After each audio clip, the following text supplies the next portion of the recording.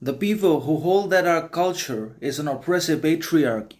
they don't want to admit that the current hierarchy might be predicated on competence, meaning patriarchy actually is not always everything. Patriarchy does not necessarily lead to anywhere, but only to chaos, collusion, conflict, and basically it causes other problems as well that are unlikely and unwanted for both men and women in the society. Obviously, patriarchy does not necessarily lead to good growth, progress, learning, development, enhancement, transformation for both men and women in the world, and it certainly does not allow for the growth as well as the subsequent and consequent exercise and holding on to of character, humanity, humility, modesty, gratitude,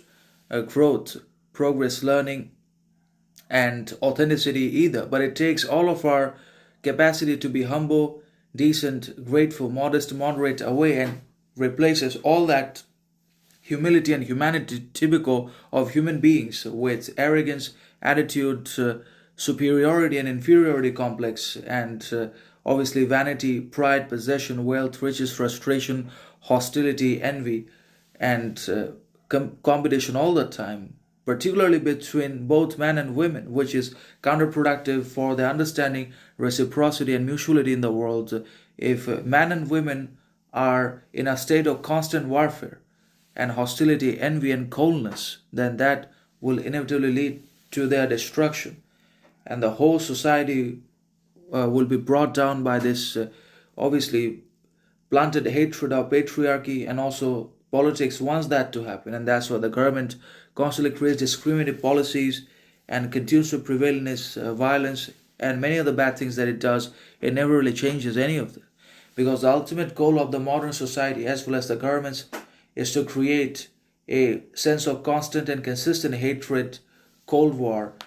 and hostility, envy, competition between all the modern people, particularly between both men and women, by the development and continuation of patriarchy. And that means patriarchy neither leads to growth, nor progress, nor transformation, nor humility, nor reciprocity for anyone in the world, and not for men and women is it good, but it's negative, competitive, and discriminatory for both men and women. So patriarchy has always been bad, and it will be bad either, because it's not backed by wisdom, intelligence, reason, authenticity of any kind, but it's one-sided behavior and also extremism that is unacceptable.